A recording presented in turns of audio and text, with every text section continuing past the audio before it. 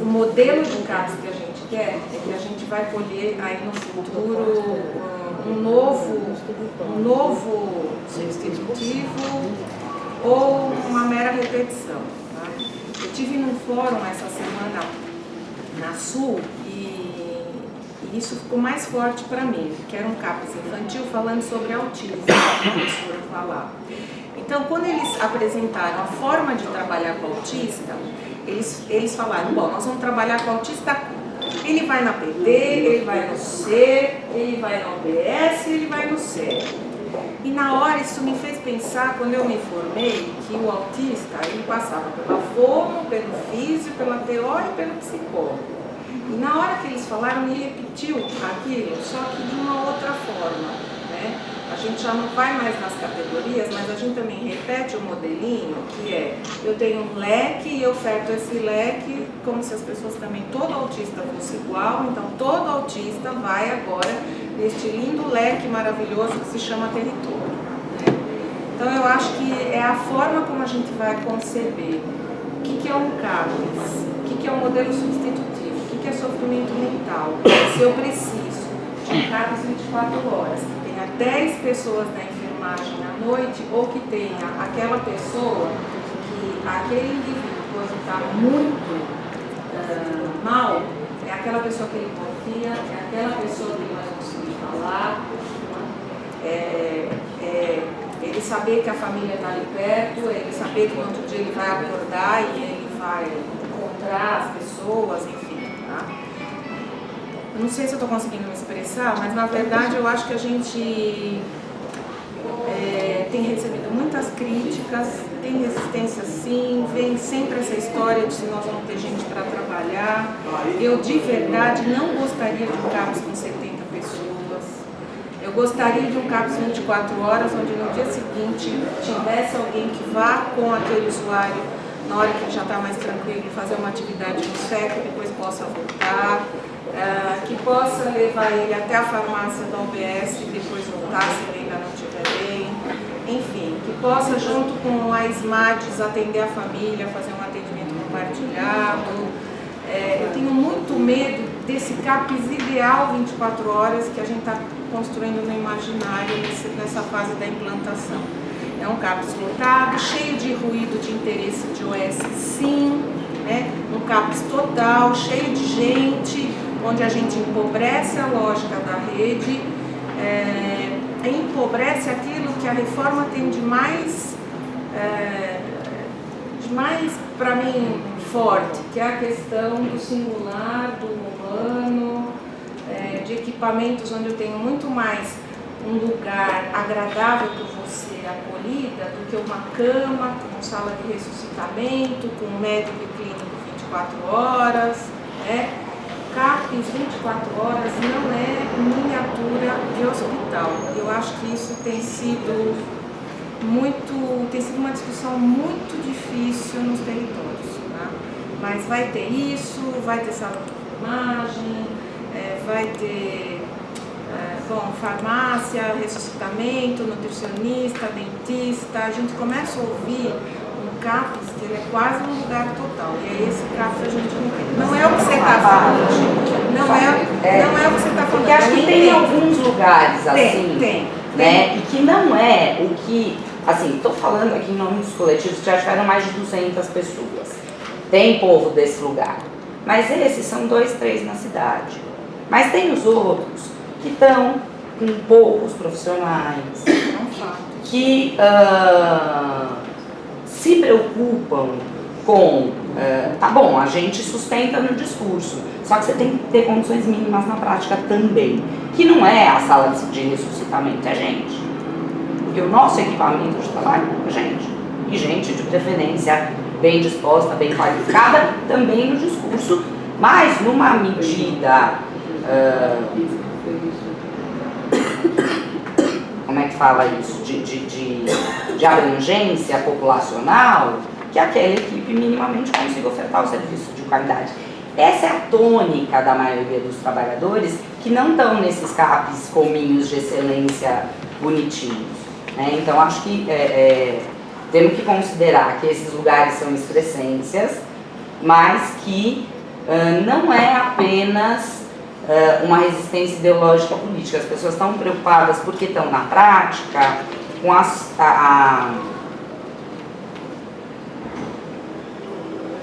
o mínimo necessário para que uma qualidade possa ser mantida na oferta do serviço. Acho que essa é a tônica do pessoal dos boletins. Só completar, Paulo, você... Eu quero só em questão de ordem. Deixa só manter a ordem, se vocês querem se inscrever, acho que é importante o que você quer. Não, eu só queria fazer um comentário aí. Tá bom. Paulo, por favor, em questão de ordem. Eu acho que é uma psicóloga nesse lugar, porque não é o paciente, a família, o familiar também fica doente, e é a necessidade da psicóloga nesse lugar. Onde está a psicóloga nesse lugar? A maioria dos casos não tem psicólogo. Então, Obrigada. pode continuar, e acho que essa questão a gente precisa debater mais profundamente mesmo. E eu acho que também a gente fala muito de saúde mental e a gente precisamos, todos nós precisamos revisitar nosso conceito de saúde e doença.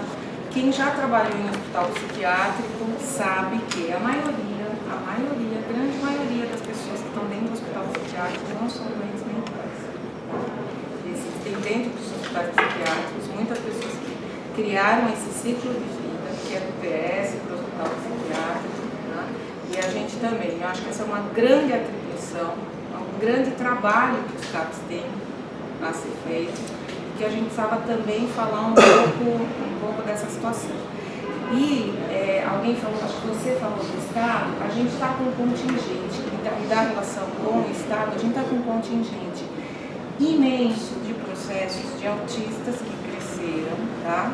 Então não são pessoas que estão lá em Sorocaba, sujeitos que estão lá, mas são pilhas de processos de Estado, de crianças autistas que cresceram em instituições que não hospitais psiquiátricos, mas manicomiais, que o Estado rompeu o convênio e que agora eles querem, de qualquer forma, que o município crie residências terapêuticas, tá, para colocar essas pessoas, que na verdade não são nada mais do que tirar de um lugar e botar em outro, tá? Que não é isso que a gente quer, e a gente também precisa pensar como que nós entendemos as residências terapêuticas e como que nós vamos acolher essas crianças que cresceram nessa situação de exclusão total.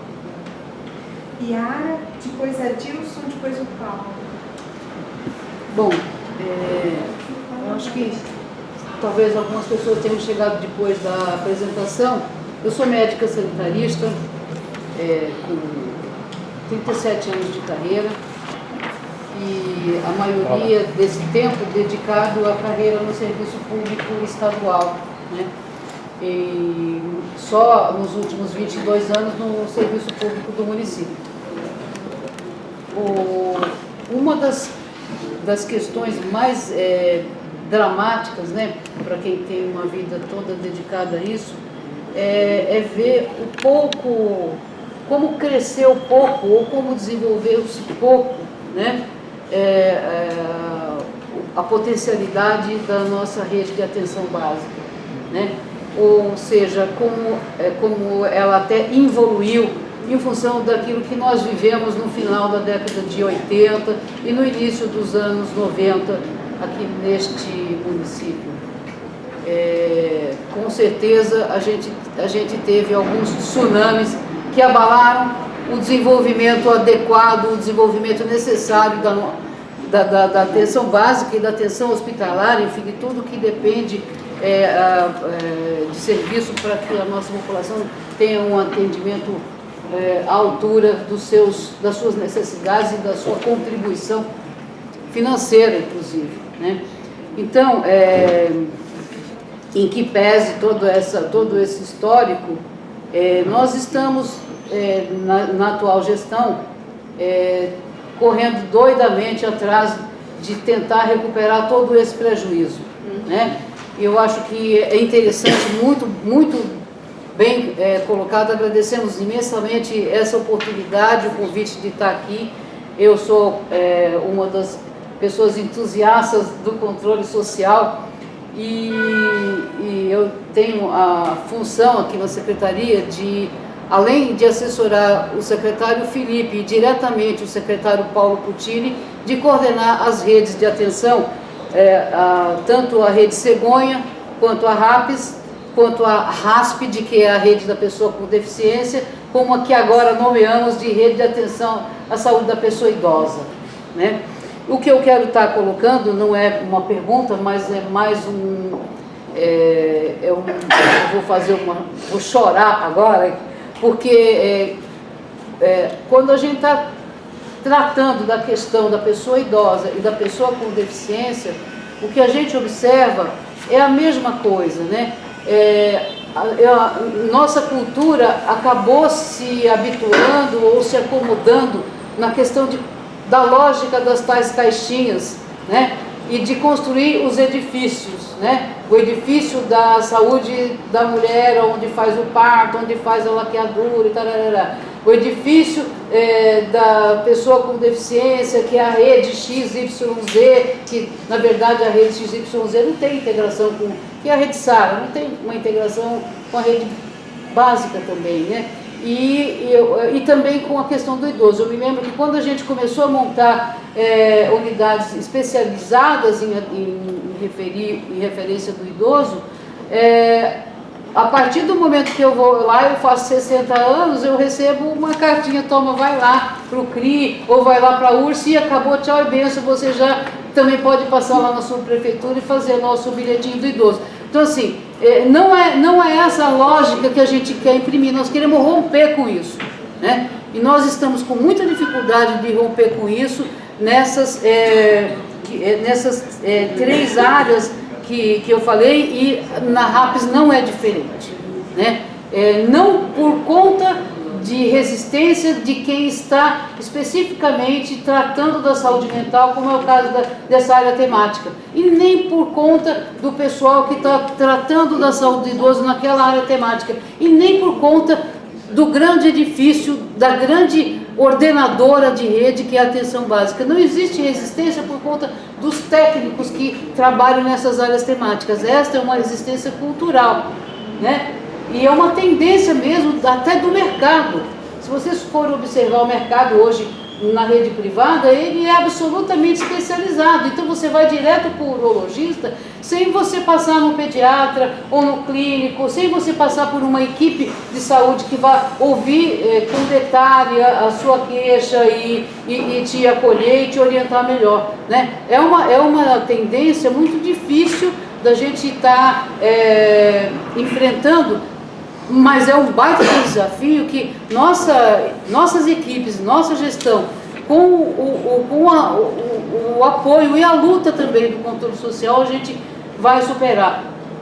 Esperamos que superemos logo, esperamos que esses próximos 2 anos e alguns meses nos ajude a dar um salto ainda maior do que aquele que obtivemos. A gente tem problemas de comunicação, sim, nós vamos começar a nos dar conta, a dar conta desse problema agora, porque até então a gente estava voltado para conhecer esses nossos desafios, fazer o diagnóstico desses problemas que a gente tem enfrentado, né? Não está bom ainda, falta um monte de coisa, a gente encontra dificuldade até de recrutar profissional no mercado. Então assim, no nosso concurso, a quantidade de clínicos que a gente teve interessados em fazer parte do concurso foi ínfima. Nós não vamos conseguir completar o número de vagas ofertadas para clínico geral, para médico.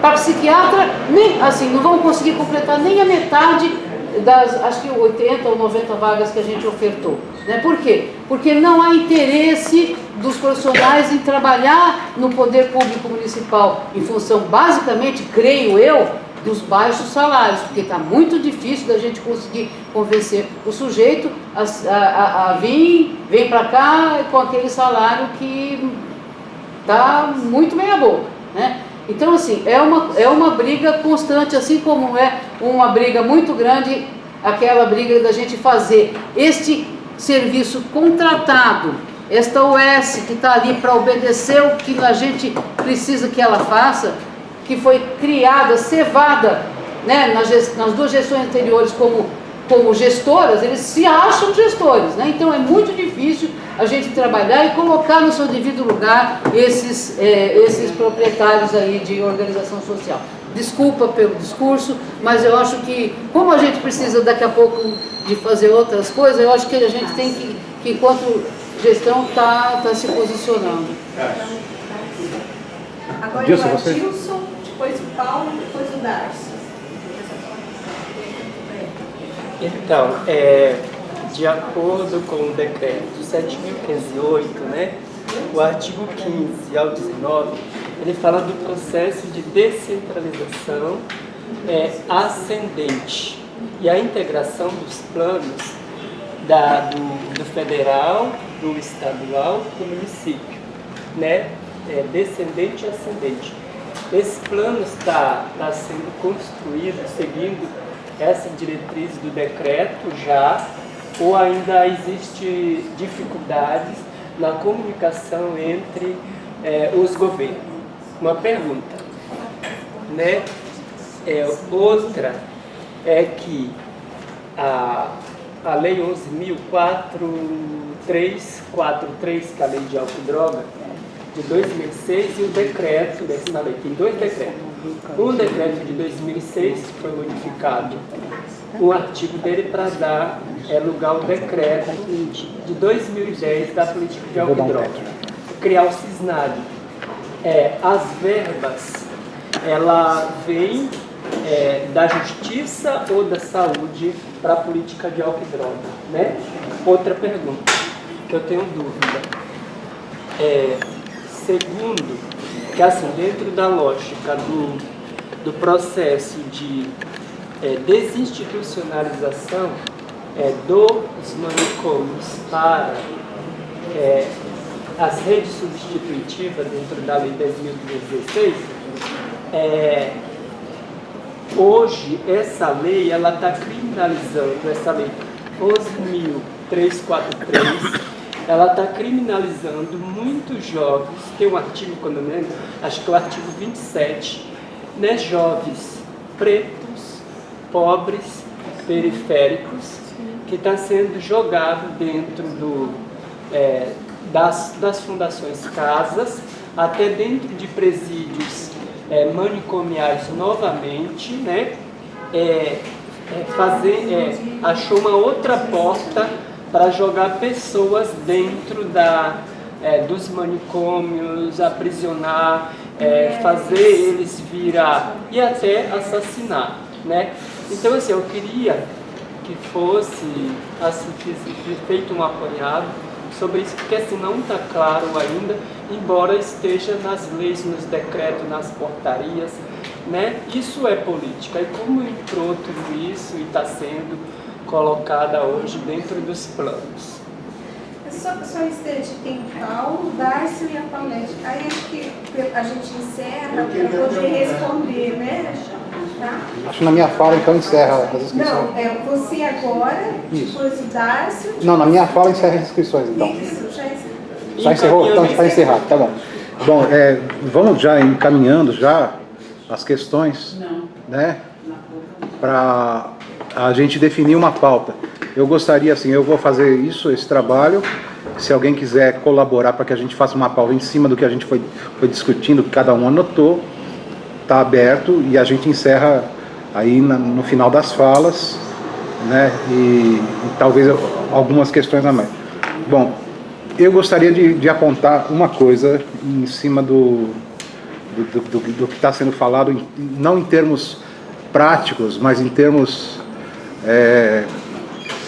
de paradigmas mesmo. Acho que é isso que é um pouco o Adilson, embora tenha falado ali, são os paradigmas mesmo da sociedade, né? Uma sociedade hoje que trata, eu estou aqui com o Brasil de fato, né?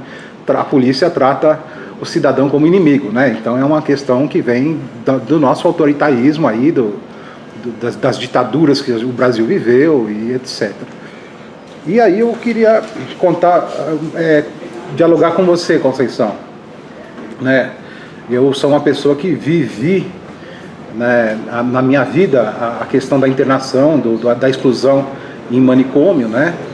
E também sei da dificuldade que as pessoas têm de recorrer a situações conflitivas, né?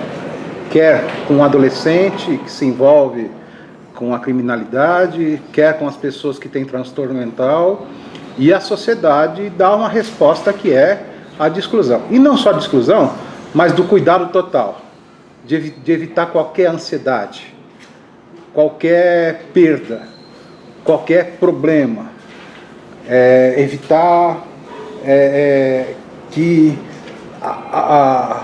aconteça a fatalidade, a morte. Quer dizer, aí se prende a pessoa numa instituição que vai dar cuidado com tudo. E aí, né, essa questão do pessoal autista.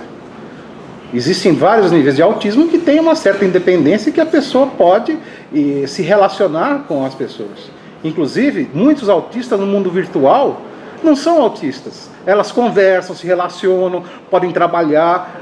Virtualmente ela não tem essa necessidade de estar frente a frente com as pessoas, e virtualmente ela às vezes se sai brilhantemente na relação com as pessoas, estando com o aparato eletrônico. Isso é um caso, existem casos dessa forma, né?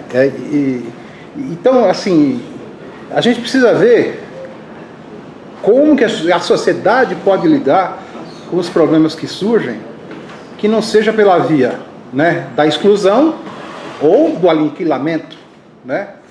Porque a gente não pode ter uma sociedade onde vamos prender as pessoas todas, botar elas em manicômio ou, né, cuidar delas integralmente para que elas não se relacionem com mais ninguém, porque aí está salva a vida dela, entre aspas, né?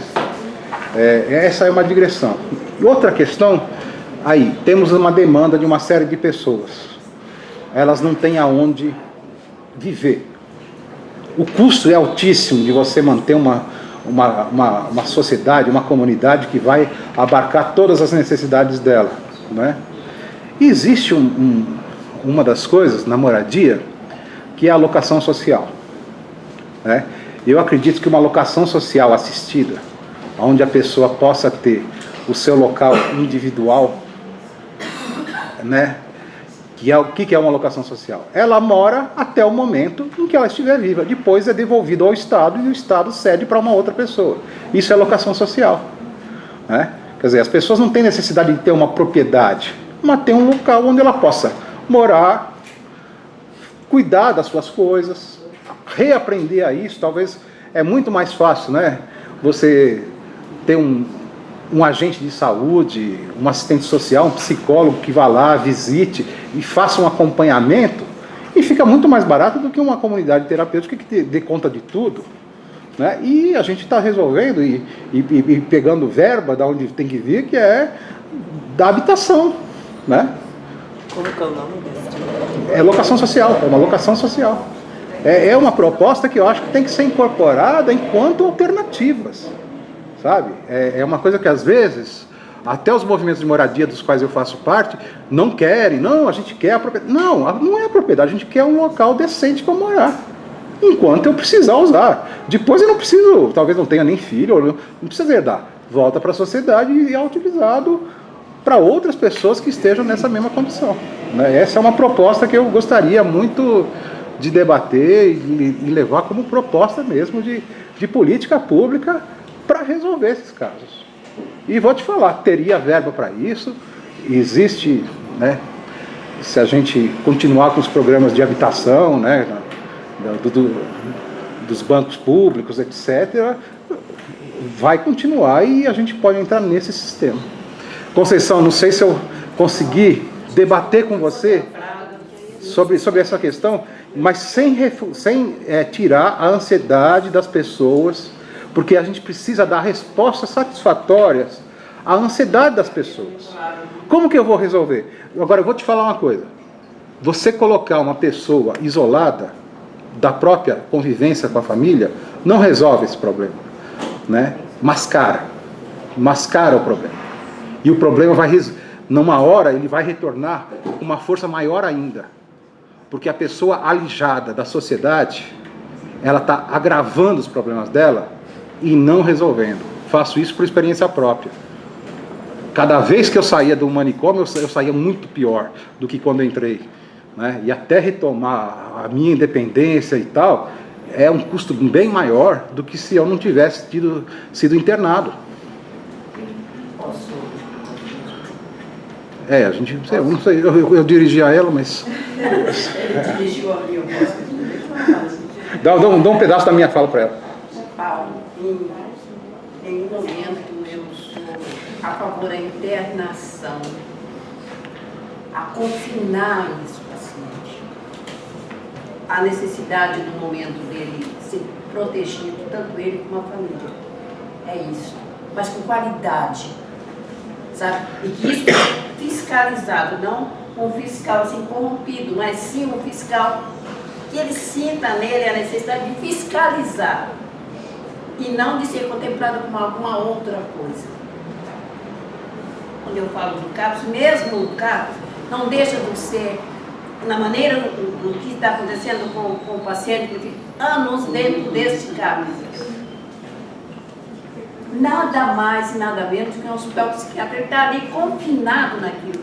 Não é isso, de jeito nenhum. A gente quer uma coisa com qualidade. Com qualidade. É isso que a gente quer. Eu fui lá na frente, a gente bateu muito para abrir esse hospital psiquiátrico. Eu estava lá. Patrícia foi comigo em alguns lugares. Não, Patrícia? E a gente ficou saindo de lá assim, 15 dias dizendo assim, e agora o que eu faço? O que é isso? Então, Paulo, de jeito nenhum, a gente quer uma coisa com qualidade, com fiscalização, e que esse trabalhador tenha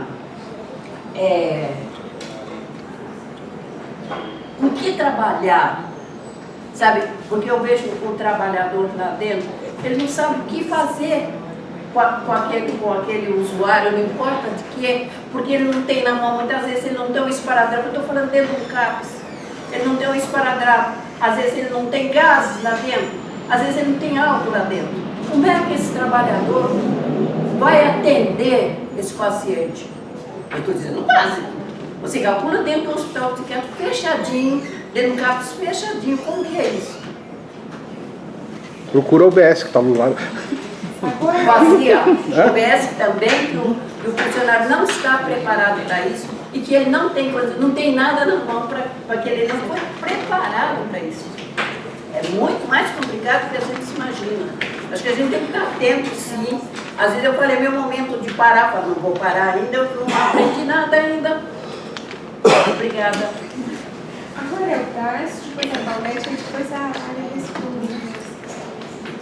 É muito complexo, eu vou tentar falar, né? Eu vou dar alguns sinais. Eu estou na saúde mental desde 1985, tá? Eu sou psicólogo, acompanhei toda essa questão do início da saúde mental.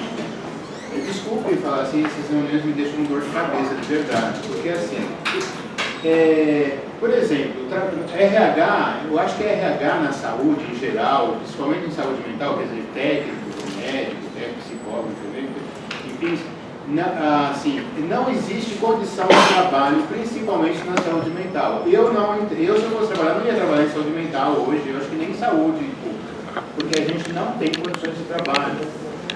O trabalhador é desrespeitado em todas as situações, quer dizer, não tem a base, não tem base. Falando mais de saúde mental, eu vou tentar resumir, né? O que eu penso, não sei se no meu resumo vai trazer alguma clareza. A saúde mental é uma questão política, ela está na base, ela está, vamos dizer assim, a princípio lá na UBS, tá? Eu vivi isso no meu dia a dia, no meu trabalho, que eu era de saúde, ambulatório de saúde mental, e também aí depois começou aquelas confusões que o cara na UBS, essas coisas e tal. O pouco trabalho que eu estava fazendo na UBS, você resgatava e lá na UBS, na base, você identificava quais eram os elementos geradores da saúde mental, seja droga, seja roubo, seja assalto. Como é que o adolescente se encaminha de um assalto de qualquer coisa para roubo de caminhão, para roubo de carro, para isso, para aquilo? Tudo isso a gente vivia intensamente com pais, com acompanhantes desses adolescentes, com vó que cuidava de criança, que os pais dessas crianças usavam droga e a avó ficava apavorada e era processada pelos próprios filhos, né? O que aconteceu no conselho gestor já depois de uma época mais para cá, né? Como é que essas crianças, esses adolescentes eram encaminhados para a UBS, que às vezes vinham parar na minha mão e depois, cada vez mais, eu tinha menos para fazer porque não tinha como encaminhar, não tinha recurso, não tinha nada. Então a saúde mental está lá na base, eu acho que não vai adiantar criar CAPES isso, CAPES daquilo, CAPES aquilo, está na base. Tá? Todo o mapeamento é feito na base, ou com o SECO, ou com outras entidades, com outras unidades que estão de frente com a população. Vai sinalizando daí vai se trazendo, eu acho que algumas coisas são mais complicadas, que seria, ou mais especializadas, que seriam os CAPES.